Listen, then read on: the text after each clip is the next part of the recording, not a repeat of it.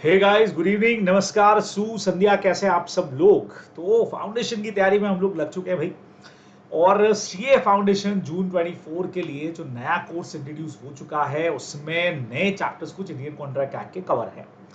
इनमें से हम लोगों ने पिछले सेशन के अंदर एजेंसी के प्रैक्टिस क्वेश्चंस के ऊपर बात कर लिया है और आज हम लोग बात करने वाले हैं इंडैमिनिटी एंड गारंटी के प्रैक्टिस क्वेश्चंस पर। तो इसी तरीके से इंडैमिनिटी एंड गारंटी पर बात कर लेंगे और इंडैमिनिटी एंड गारंटी पर बात करने के बाद में फिर हमारी बात जो है वो लगातार होती जाएगी बेलमेंट और प्लेज के ऊपर भी और उसी तरह से नेगोशिएबल इंस्ट्रूमेंट एक्ट पर भी।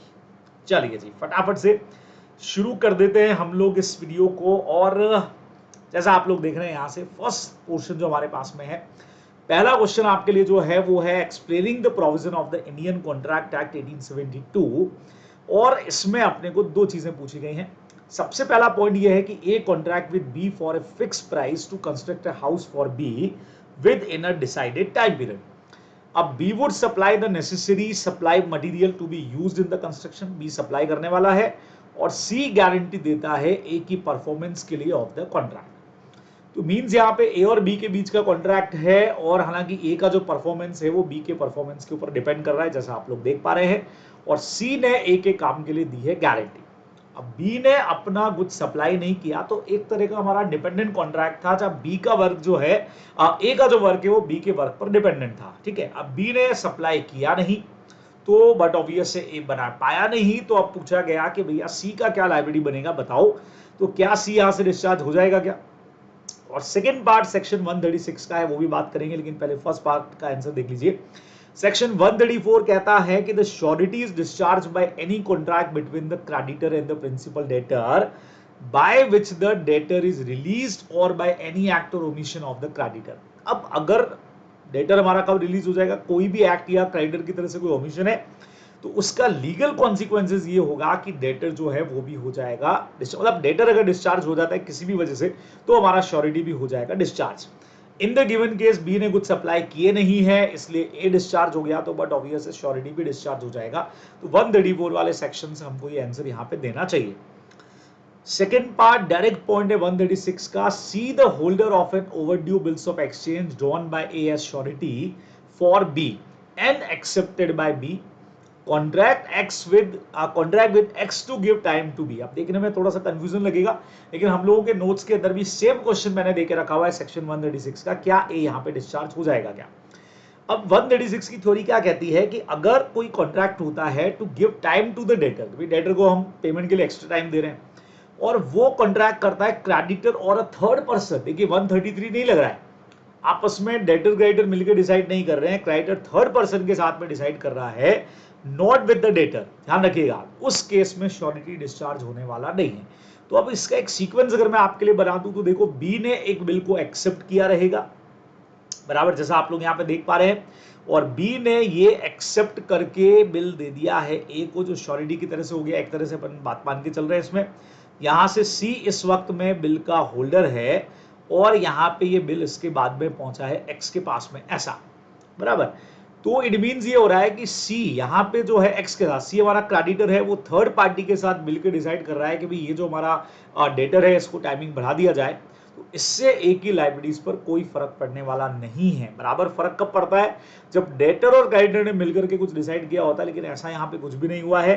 तो in the given question the contract to give time to principal debtor is made by creditor with X who is a third person, है ना। तो सी और एक्स के बीच में डिसाइड हुआ है। अच्छा, एक्स कौन है? नहीं, आप पढ़ के आए हो, आगे बिल को एंडोर्स कर दिया होगा एक्स को। तो इन्होंने मिलकर डिसाइड किया कि यार बी को अपने को एक्स्ट्रा टाइम देना है, तो श्योरिटी यहाँ पे डिस्चार्ज होने वाला नहीं है। X is not the principal debtor, hence A is not discharged, इसलिए A यहाँ पे डिस्चार्ज नहीं होगा। ये आपको NIA में ध्यान में रखना चाहिए, बराबर। तो बढ़िया क्वेश्चन है। नेक्स्ट क्वेश्चन पे आते हैं, A gives to M a continuing guarantee। continuing guarantee बहुत इंपॉर्टेंट हमेशा से रहता है, लेकिन ये क्वेश्चन 133 का होना चाहिए।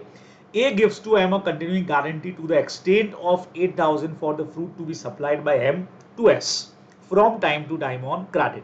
सेम ऐसा क्वेश्चन कर भी चुके हैं हम लोग। ए ने एम को गारंटी दिया है, वो सप्लाई करेगा गुड्स 8,000 रुपीज तक के एम से एस को। तो एम से एस को सप्लाई होने वाला है क्रेडिटर डेटर, और ये हो गया हमारा श्योरिटी।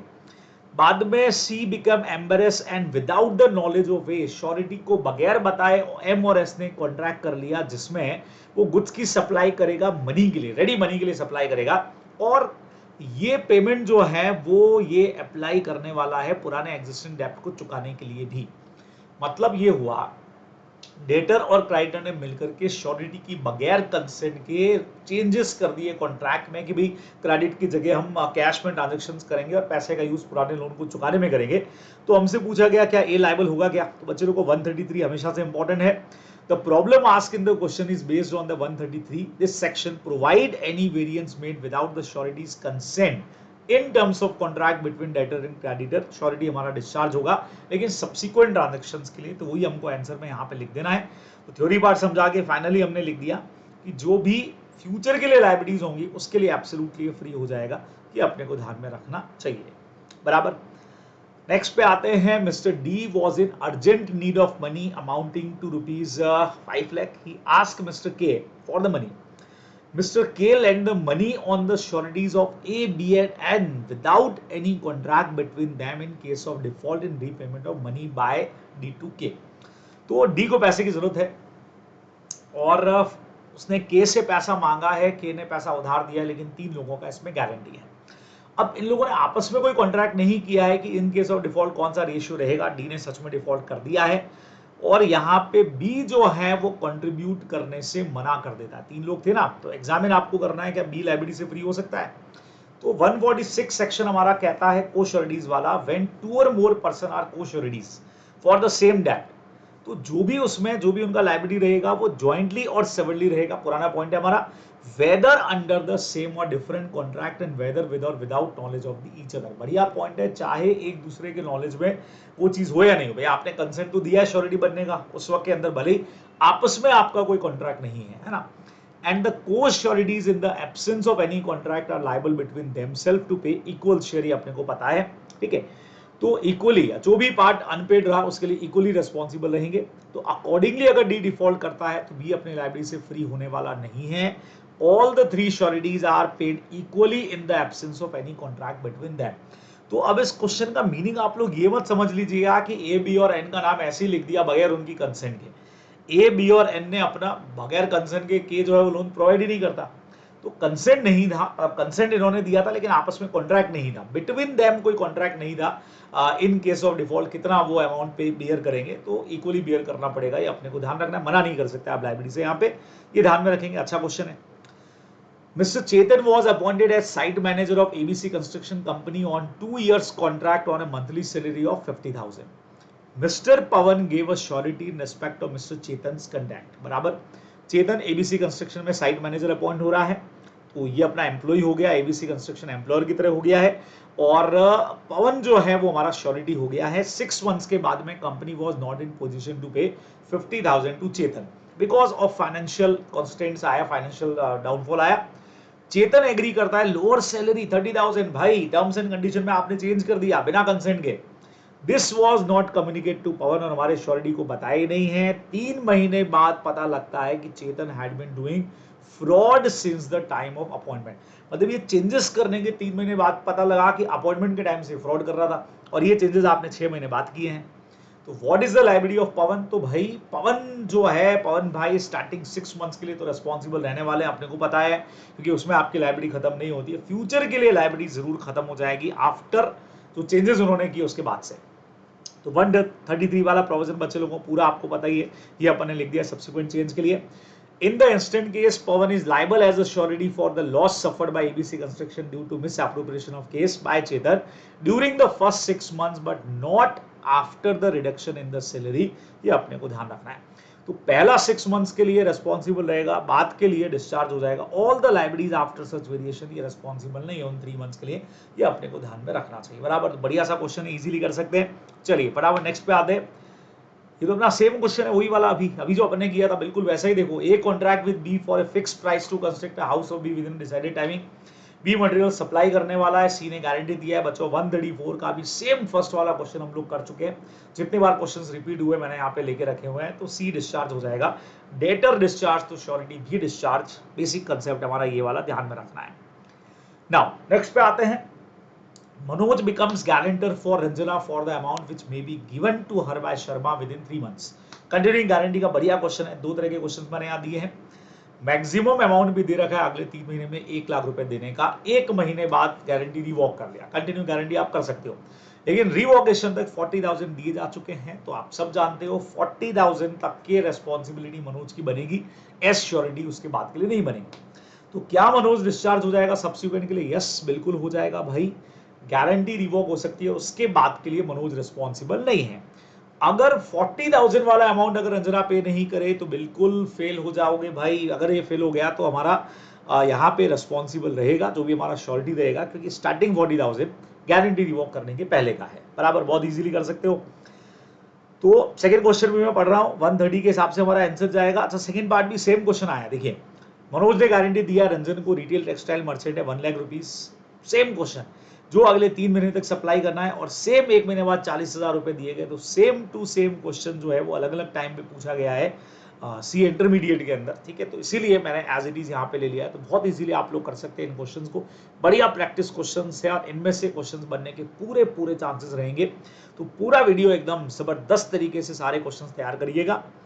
तो specific guarantee can not be revoked, अपने को पता है, लेकिन कंटिन्यूइंग गारंटी में at any time be revoke by the surety for the future transaction by notice to creditor, लेकिन remains liable for the transaction already entered into, अपने को पता है, ठीक है।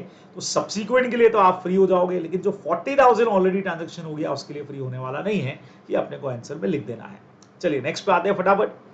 सी advances to B rupees 2 lakh on the guarantee of A. C creditor हो गया, B debtor हो गया, और गारंटी हमारी ए की श्योरिटी हो गई। C has also taken a further security for the same borrowing। एक मॉर्गेज किया था फर्नीचर 2 लाख रुपए का, ऐसा क्वेश्चन भी हमने किया है, लेकिन एक को नॉलेज नहीं।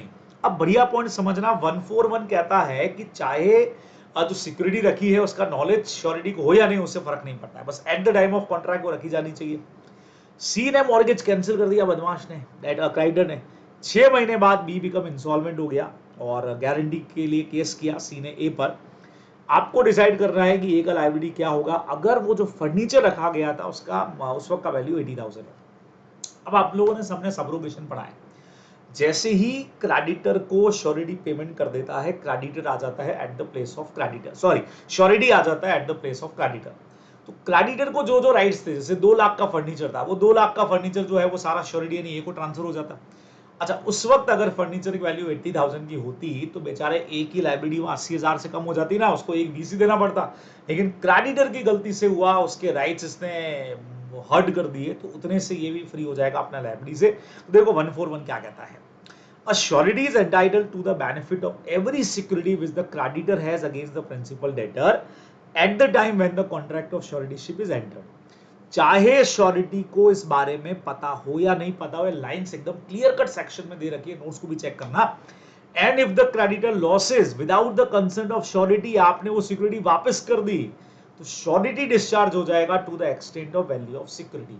तो उस वक्त सिक्योरिटी की वैल्यू 80,000 थी। सर अगर सिक्योरिटी का वैल्यू 2 लाख से भी ऊपर होता तो अपन बिल्कुल ही फ्री हो जाते, बराबर। तो क्वेश्चन समझा करके हमने लिख दिया कि 80,000 के लिए आप फ्री हो जाओगे, रिमेन 120 के लिए आपका लायबिलिटी रहेगा। ये अपने को ध्यान में रखना पड़ेगा, बराबर। फर्स्ट क्लास क्वेश्चन है। नेक्स्ट पे आए। Paul minor purchase a smartphone on credit from a mobile dealer on the surety given by Mr Jack. अच्छा क्वेश्चन है, देखिएगा। पॉल एक माइनर है, वो परचेज करता है एक स्मार्टफोन क्रेडिट के ऊपर मोबाइल डीलर से, जिसके लिए गारंटी दे रखी है जैक ने। तो पॉल हमारा डेटर हो गया, शॉपकीपर मोबाइल डीलर क्रेडिटर हो गया, और जैक हमारा श्योरिटी है। ऐसा क्वेश्चन हम बेसिक कॉन्ट्रैक्ट में भी पढ़ते हैं। पॉल ने पैसा नहीं दिया है, तो बट ऑब्वियसली अपन ने इंडियन कॉन्ट्रैक्ट के बेसिक कंसेप्ट में पढ़ा, सेक्शन 11 के अंदर भी, अगर माइनर डेटर की जगह पे है तो डायरेक्ट कॉन्ट्रैक्ट क्रेडिटर और श्योरिटी के बीच में मान के चलो कि मोबाइल डीलर और जैक का, ये तो बीच में है नहीं। मोबाइल डीलर ने पैसा जैक से डिमांड किया और जैक कह रहा है कि भैया कॉन्ट्रैक्ट तो माइनर के साथ इसलिए वॉइड है, भाई उसके साथ वॉइड है, तेरे साथ वॉइड जो है वो नहीं है, तुझे तो पैसा देना पड़ेगा। मिस्टर जैक आर्ग्यू करता है कि is not liable to pay the amount, क्योंकि डेटर लायबल नहीं है, वो फ्री तो मैं भी फ्री हो गया, लेकिन ऐसा नहीं होगा। तो आर्ग्यूमेंट करेक्ट है कि नहीं आपको पता है। सेकंड नंबर, अगर जैक और पॉल श्योरिटी और डेटर दोनों माइनर होते तो भैया दोनों भी केस नहीं हो सकता था। तो in case of guarantee where a minor is a principal debtor, contract valid रहेगा, और वैलिड कॉन्ट्रैक्ट डायरेक्टली माना जाएगा कि it is a contract between Jack and mobile dealer, and Jack shall be liable to pay the amount भले ही principal debtor responsible नहीं है। Minor वाला पॉइंट भी लिख सकते हैं। If both Jack and Paul are minors, then the agreement of guarantee is absolutely void हो जाएगा, because surety as well as debtor are incompetent to contract। तो एब्सोल्यूट पूरा void जाएगा, ये अपने को ध्यान में रखना है। बढ़िया, नेक्स्ट पे आ जाए। Rahul is the owner of electronic shop. Priyanka reached the shop to purchase an air conditioner whose compressor should be copper। Okay, copper का है, ठीक है भाई।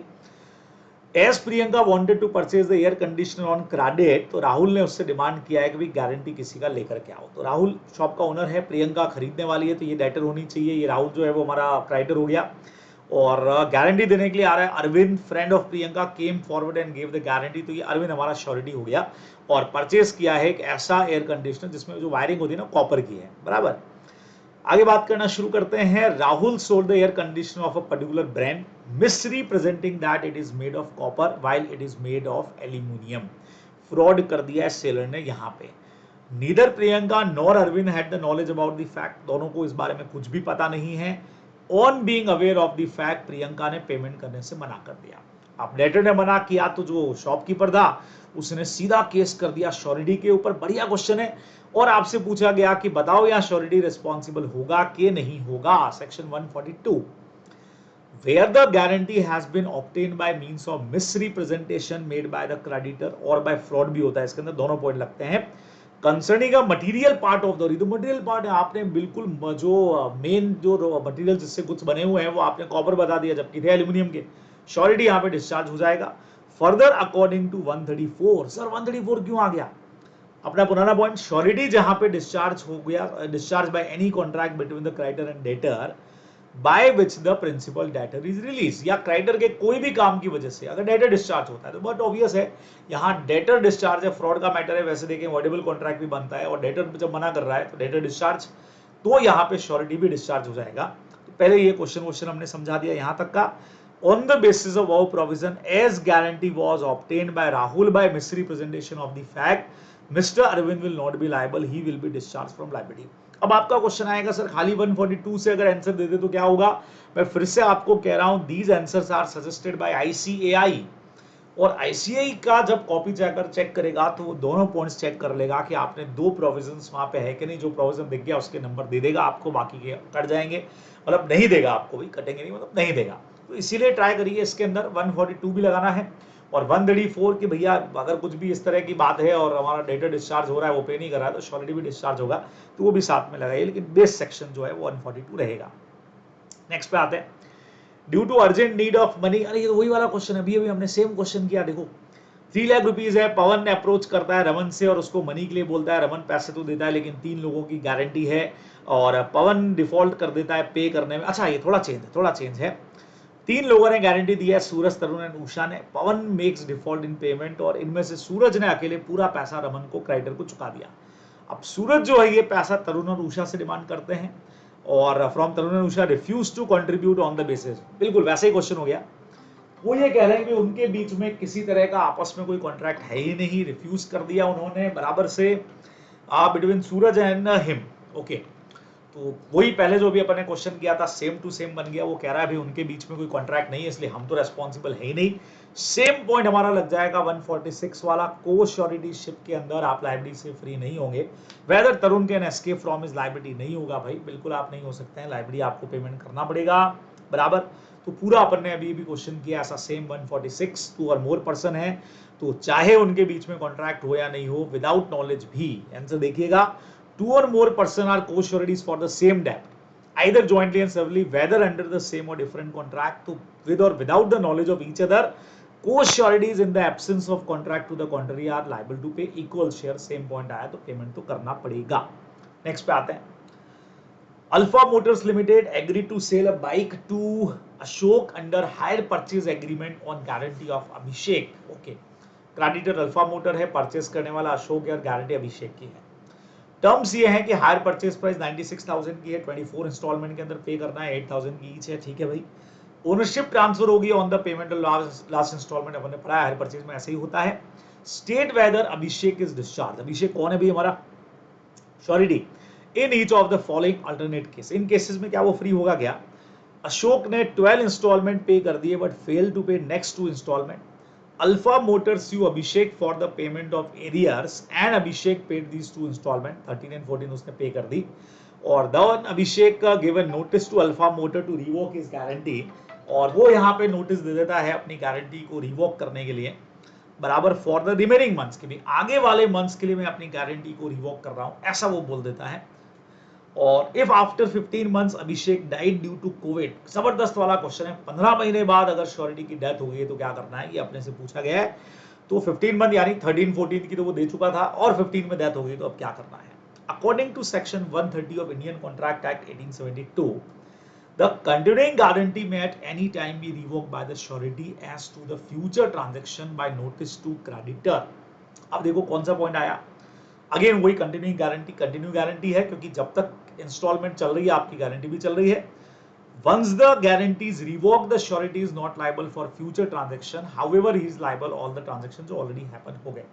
अब पहला सीन देखिएगा स्पेसिफिक गारंटी जो है वो रिवोक नहीं हो सकती अपने को पता है can be revoke only liability of debtor has not occurred अगर हो गया तो रिवोक नहीं हो सकता ये लाइन की इतनी रिक्वायरमेंट नहीं in the given question 12 instalment जो थी वो पे हुई है 24 में से fail to pay next two Abhishek ने 13 एंड 14 पे कर दिया है उसके बाद में उसने गारंटी वापस ले लिया thus Abhishek is not liable for the installment that was made after the notice एक बढ़िया चीज है आप जानते हो इससे जो सेल करने वाला है उसको नुकसान भी नहीं होगा क्योंकि हायर परचेज में आप जानते हो हायर परचेज में ओनरशिप वैसे भी लास्ट इंस्टॉलमेंट के बाद में आती है डायरेक्ट सेलिंग होती तो मुश्किल होती इंस्टॉलमेंट बाद में मतलब ओनरशिप बाद में आती है आप लोग पढ़ के आए हो और 12 13 14 इंस्टॉलमेंट के बाद अगर सामने वाला नहीं भी पे करेगा तो सेलर जो है हायर वेंडर जो है वो गुड्स को उठा करके ले जाएगा कॉन्ट्रैक्ट वहीं पे ब्रेक कर देगा इसीलिए कंटिन्यूइंग गारंटी वाला पॉइंट गया अपने को ध्यान में रखना है बराबर हाँ बाकी जो इंस्टॉलमेंट के लिए he is liable for instalment made before the notice इसलिए 13 14 उसने जो पे किया वो करेक्ट है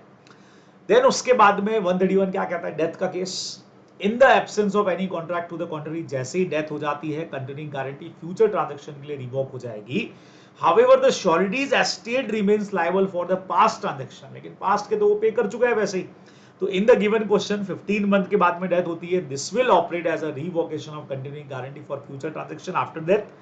हालांकि इससे पहले 15 मंथ से पहले के लिए उसका property will be responsible property नहीं है तो बात ही खत्म हो गई ये अपने को ध्यान में रखना चाहिए था तो सिंपल सा प्रोविजन आप लोग यहाँ पे ध्यान में रखने वाले हैं चलिए जी नेक्स्ट पे आते हैं Surendra guarantees Virendra for the transaction to be done between Virendra and Jitendra क्या बात है ट्रांजैक्शन वीरेंद्र और जितेंद्र में हो रहा है सुरेंद्र गारंटी दे रहा है गारंटीज वीरेंद्र तो ये हमारा क्रेडिटर हो गया जितेंद्र डेटर हो गया सुरेंद्र जो है वो हमारा श्योरिटी हो गया 21 में गारंटी दिया है Virendra supply goods of 30,000 on 1st March 21 and ₹20,000 on 3rd March 21 to Jitendra ठीक है भाई माल बेचा गया है वीरेंद्र की तरफ से 5/3 को यानी 5/3 मतलब इन 2 दिनों के बाद ही सुरेंद्र जो है हमारा श्योरिटी उसकी डेथ हो जाती है रोड एक्सीडेंट में और 10 तारीख को इग्नोरेंट है कि डेथ हो चुकी है सुरेंद्र की वीरेंद्र ने कुछ और सप्लाई कर दिए 40,000 के सीधा फंडा है 131 अभी हमने पढ़ा डेथ का नॉलेज हो चाहे नहीं हो डेथ के बाद के लिए तो मरने वाले की प्रॉपर्टी रेस्पॉन्सिबल नहीं है 2 ट्रांजैक्शन के लिए हो सकती है 30 और 20 के लिए लेकिन बाकी के 40,000 के लिए तो नहीं होगी अपने को पता है ड्यू डेट पर जितेंद्र जो है payment by Jitendra on due date default कर दिया उसने जो हमारा डेटर था वीरेंद्र ने क्या किया सुरेंद्र के लीगल हेयर पे केस किया पूरे 90,000 का 50 + 40 नहीं भैया नहीं होगा तो क्या पूरे 90,000 के लिए लायबिलिटी बनेगी क्या एक तो ये पूछा है सेकंड नंबर अगर सुरेंद्र का एस्टेट 45,000 का ही होता तो भाई ठीक है ना 50,000 की लायबिलिटी बन रही है ये 30 और 20 लेकिन 45 ही एसेट है तो 45 रेस्पॉन्सिबल रहेगा हाँ तो 131 में तो पहले आपको ऊपर जो पॉइंट अभी अपन ने लिखा था डेथ के केस में कंटिन्यूइंग गारंटी रिवोक होती है एस्टेट पहले के ट्रांजैक्शन के लिए लायबल होगा ऑलरेडी टेकन प्लेस फ्यूचर के लिए होने वाला नहीं है क्वेश्चन समझा दिया फाइनल आंसर देखिएगा in case of death of Surendra surety legal heir are liable only for those transaction जो 5 तारीख से पहले के हुए थे यानी 50,000 के रिमेनिंग 40,000 के लिए लायबल नहीं है भले ही डेथ के बारे में पता हो या नहीं पता हो उसके बाद के लिए अपन ने सब जगह पढ़ा पार्टनरशिप पढ़ो या कुछ भी पढ़ो डेथ के बाद वाले ट्रांजैक्शंस के लिए वैसे भी चाहे थर्ड पार्टी को पता हो नहीं पता हो आप रेस्पॉन्सिबल नहीं कर सकते अगर एस्टेट 45,000 की होती तो फिर लायबिलिटी भी 45,000 की ही बनती ये शुरू से अपन इंडियन कॉन्ट्रैक्ट के बेस कंसेप्ट वगैरह सब जगह पढ़ते आ रहे हैं एसेट की वैल्यू से ज्यादा की रेस्पॉन्सिबिलिटी नहीं बनती चलिए जी नेक्स्ट पे आते हैं examine the validity of the following statement under the provisions of Indian Contract act. देखिएगा, लाइब्रेरी पूछिए, creditor should proceed legal action first against the debtor and later against the surety. ऐसा करना चाहिए, तो इनवैलिड है, जरूरी नहीं है। लीगल एक्शन आप श्योरिटी पे भी पहले ले सकते हैं, मना नहीं है। 128 सीधा कहता है श्योरिटीज लाइबिलिटीज को एक्सटेंसिव, अपने पढ़ा था ना कि भाई को एक्सटेंसिव लाइबिलिटी होती है दैट द प्रिंसिपल डेटर। तो मैंडेटरी नहीं है कि आप जो लीगल एक्शन जो लो वो पहले डिफॉल्ट के केस में डेटर पे ही करो और फिर श्योरिटी के ऊपर जाओ, first against the debtor and then surety. It is on creditor, उसकी मर्जी पे, चाहे जिस पे पहले एक्शन स्टार्ट करे। तो ये सेंटेंस जो है वो सही नहीं था। Guarantee which extend to a single डेप्ट a specific transaction is called continue, गलत है भाई। ये गारंटी तो स्पेसिफिक गारंटी की डेफिनेशन है, इनवैलिड हो गया। कंटिन्यूइंग गारंटी मतलब होता है जो सीरीज ऑफ ट्रांजैक्शन होती है और स्पेसिफिक नंबर जो एक चीज के लिए होती है, जो एक सिंगल ट्रांजैक्शन के लिए आप दे रहे हो, तो ये भी अपना इनवैलिड में चला गया था। Variation which is not material or beneficial to the surety will not discharge him of his liability. अब ये मैटर थोड़ा सा चेंज है बच्चे लोगों, यहां एक केस रेफरेंस दे रखा है। अगर इस केस रेफरेंस के बेस पे आंसर दिया जाए तो आंसर चेंज हो जाएगा, लेकिन आप लोग ध्यान रखेंगे, मैं सीधा आंसर आपको बताता हूं। वेरिएशन जो मटेरियल नहीं है या बेनिफिशियल है श्योरिटी के लिए, उसके लिए श्योरिटी डिस्चार्ज नहीं होता है। वैसे इस केस के बेस पे तो सेंटेंस करेक्ट है, लेकिन अगर 133 वाले सेक्शन के हिसाब से आंसर दें तो वेरिएशन मतलब वेरिएशन, चाहे फेवरेबल हो या नॉट फेवरेबल। आपको यहां थोड़ा क्लियर कर दूं, जैसे हमने गारंटी दिया था अभी अभी की भी 10,000 तक की सैलरी आप इसको दोगे, हमारी गारंटी है, बिना कंसेंट आपने सैलरी 9,000 कर दी, तो ठीक ही है ना, अपनी लाइबिलिटी तो कम ही हुई है, तो उसके लिए बेनिफिशियल है श्योरिटी के लिए, तो यहाँ श्योरिटी डिस्चार्ज नहीं होना चाहिए, और ज्यादा बढ़ा दी जाए तो डिस्चार्ज हो जाना चाहिए, ऐसा इस केस में कहा हुआ है। इस केस के बेस पर तो आंसर ये है। लेकिन हम जो कि आंसर लिखते हैं 133 के हिसाब से, केस स्टडी गाइड में एक बार चेक करिएगा, आई थिंक अपने को फाउंडेशन की बुक्स में नहीं है बराबर, तो हमारा आंसर 133 के बेस पर जाएगा, चाहे चेंज मटेरियल हो चाहे नहीं हो, बेनिफिशियल हो चाहे नहीं हो, श्योरिटी के लिए वेरिएशन है तो श्योरिटी डिस्चार्ज होगा, ये अपने को ध्यान में रखना है। तो फिर आंसर हमारा ये इनवैलिड में जा सकता है। If the bailee does not use the goods according to the terms of condition of the bailment, अच्छा बेलमेंट का क्वेश्चन यहाँ पे आ गया बच्चों, वैसे इंडेमिनिटी गारंटी अपन पढ़ रहे हैं पर पूरा क्वेश्चन ये एक साथ था, इसलिए बेलमेंट का क्वेश्चन भी यहाँ मैंने दे दिया है, तो चलो बात कर लेते हैं। अगर bailee does not use the goods according to the terms and conditions of bailment, the contract of bailment becomes void. क्या कहते हो बच्चे लोगों, as per 153 contract of bailment is voidable at the option of the bailor if the bailee does not use the goods according to the terms of contract. देखने में तो आपने को सेंटेंस बिल्कुल सही लग रहा है, यस सर वो कॉन्ट्रैक्ट कैंसिल कर सकता है, इसीलिए वॉइड की जगह यहाँ वॉइडेबल आंसर होगा, ये अपने को ध्यान में रखना चाहिए। चलिए जी नेक्स्ट पे आता हूं, दो क्वेश्चन और हम लोग लेने वाले हैं। S guarantees V for the transaction to be done between V and V during the month of March। चलिए तो सेम क्वेश्चन आ रहा है, लीगल एयर वाला अभी भी अपन ने किया था, वही सुरेंद्र वीरेंद्र वाला ही क्वेश्चन है, उसी तरह का क्वेश्चन है। वी ने सप्लाई किया 1 मार्च को, ये किया 3 मार्च को और 5 को उसकी डेथ हो गई। देखो अलग अलग मई 23 में क्वेश्चन पूछा जा चुका है, ये पहले भी पूछा जा चुका था, सेम क्वेश्चन बच्चे लोगों। तो ये वाला क्वेश्चन आपका बिल्कुल सेम टू सेम रहेगा, 12th वाला क्वेश्चन, और ये एकदम सेम टू सेम क्वेश्चन है। तो एस क्वेश्चन 12 अपन इसको कर सकते हैं, तो वापस से अपन करने की जरूरत नहीं, अपने को पता ही है सेम क्वेश्चन है। Mr. R extended a loan to Mr. D with XYZ as co-sureties. Okay, 3 co-sureties है। Each surety executed a bond with varying penalty amount. Okay, अलग अलग अमाउंट के लिए गारंटी दिया है, co-sureties में अपने पढ़ा है। X ने दिया है 10,000 के लिए, इसने Y ने दिया है 20,000 के लिए, इसने दिया है 40,000 के लिए, तो टोटल हमारा वही 70,000 हो गया। तो सेम क्वेश्चन है, नोट्स में दे रखा है। इन event of D's failure to repay the borrowed money to Mr. R, examine the liability of को श्योरिटी। अगर डी डिफॉल्ट करता है, 42,000 का पेमेंट उसने नहीं किया, एडिशनली एसेस द सिचुएशन, अगर कोई कॉन्ट्रेक्चुअल एग्रीमेंट होता ही नहीं, तो आपको क्या करना है, इन्होंने पूछा है। तो पहले तो 146 में को श्योरिटी समझाइए, फिर 147 भी आएगा कि भाई इक्वल कंट्रीब्यूशन रहेगा, लेकिन सब्जेक्ट टू मैक्सिमम लिमिट यहां पे ध्यान में अपने को रखनी पड़ेगी। co-sureties who are bound to different sum are liable to pay equally, जब तक उनकी लिमिट टच नहीं हो जाती। तो in the given question mister D makes a default in 42,000, और इन्होंने बॉन्ड भरा है यहाँ पे 10,000 का, अच्छा 10 और वाई हो जाए 16 के लिए। अब क्यों हो रहा है इसमें, देखिएगा बहुत सीधा सा कंसेप्ट था, तीनों की लाइबिलिटी जो है वो बराबर बराबर आनी है। एक सेकेंड रुकिएगा भाई, लगातार किसी का फोन आ रहा है, तो पहले देख लिया जाए भाई कि कौन है जो इतना फोन लगातार कर रहा है।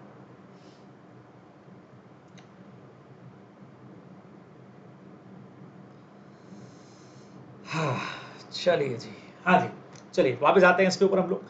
अब सीधा कंसेप्ट हमारा था कि अगर 42,000 है, तीनों के अंदर अगर बांटा जाए इक्वली, जैसे अपने सेकंड क्वेश्चन के पार्ट में दिया भी है कि कोई भी कॉन्ट्रैक्ट नहीं होता आपस में तो 14,000 होता, तो हर एक केस से आया 14,000। पर प्रॉब्लम यह है कि हर एक केस से 14,000 तो आ गया, लेकिन ये भाई जो है ये तो 10,000 ही उठाएगा, उससे ज्यादा तो ये उठाएगा ही नहीं। तो वैसे तो तीनों को 14,000 14,000 14,000 उठाना था, लेकिन ये 10 से ज्यादा के लिए लायबल है ही नहीं, तो 10 ही उठाएगा। तो इसका जो 4 एक्स्ट्रा है वो बाकी दो को ही उठाना पड़ेगा, यानी कि एक तरह से 42 में से 10 तो इसने बियर कर लिए, बचे हुए 32 इन दो को करना है। तो इन दो का रेशियो अगर 32 को बांटा जाए तो 16,000 16,000, जो इनकी 20 और 40 की लिमिट के अंदर ही है, तो 16,000 के लिए रिस्पॉन्सिबल हो जाएंगे। तो आप देख सकते हैं 16,000 के लिए ये रिस्पॉन्सिबल हो गया, और कोई एग्रीमेंट होता ही नहीं तो 14,000 ईच के लिए रिस्पॉन्सिबल होते। तो ये हमारा पूरा टॉपिक है इंडेमनिटी और गारंटी का, जो बहुत सारे क्वेश्चंस हम लोगों ने यहाँ पे कर दिए हैं। तो बढ़िया टॉपिक है। आरटीपीज एमटीपीज के क्वेश्चन भी देखिएगा, दोनों के वीडियोस मैंने डाल रखे हैं, तो बढ़िया तरीके से आप लोग इसको कर सकते हैं बराबर से। तो यहाँ आकर के हमारा एक बड़ा कंसेप्ट जो है वो खत्म हो जाएगा। नेक्स्ट में हम लोग बच्चे लोगों को बेलमेंट और प्लेजर, उसके बाद एनआईए के ऊपर अपनी बात करेंगे। तो पूरा वीडियो बढ़िया से देखिएगा, और जो भी फ्रेंड्स आपके हैं उनके साथ में इसको शेयर जरूर कर लीजिएगा, ताकि बढ़िया तरीके से हम प्रैक्टिस कर सके। All the best.